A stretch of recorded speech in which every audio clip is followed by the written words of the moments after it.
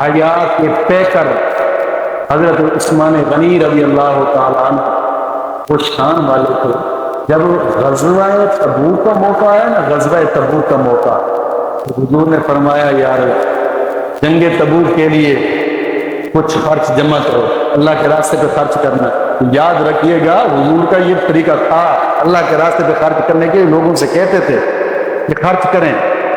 حضور نے فرمایا جنگ تبوک کا موقع ہے، اللہ کے راستے پہ خرچ کریں.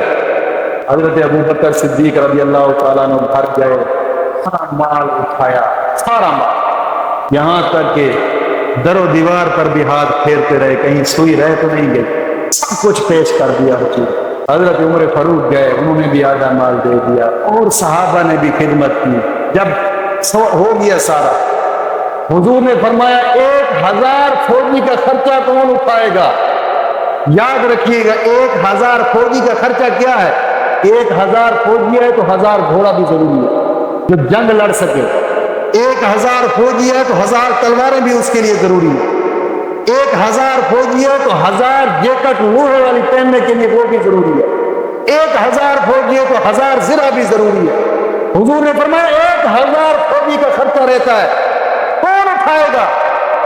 حضرت عثمان غنی رضی اللہ تعالیٰ نے پہلے اعلان پر فرمایا کہ حضور 200 فوجی کا خرچہ مجھ پر، پہلے بھی ادا کیا. پھر حضور نے اعلان فرمایا، سارے خاموش بیٹھے ہیں. پھر حضور نے اعلان فرمایا تیسری مرتبہ، تو حضرت عثمان غنی رضی اللہ تعالیٰ نے فرمایا حضور 400 کر دیں میری طرف سے، 400 فوجی کا خرچہ.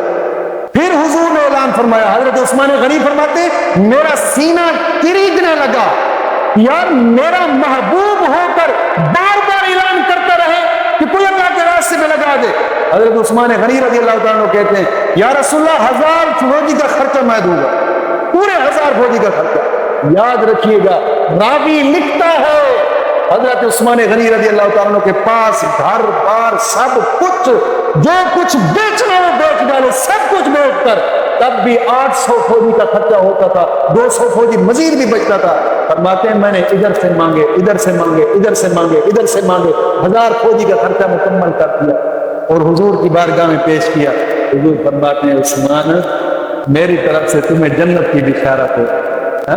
وہ عثمان ایک مرتبہ یہی حضرت عثمان غنی رضی اللہ تعالیٰ نے جن کے پیسے سے جنت البقیع کا قبرستان خریدا، یہی حضرت عثمان غنی رضی اللہ تعالیٰ کے پیسے سے یہ زمین خریدی گئی تھی جہاں اس وقت حضرت فاطمہ الزہرا رضی اللہ تعالیٰ عنہا مدفون.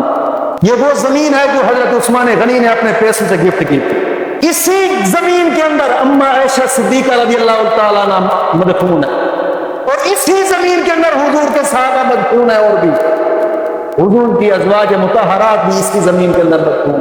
یہ زمین بھی حضرت عثمان غنی رضی اللہ تعالیٰ عنہ.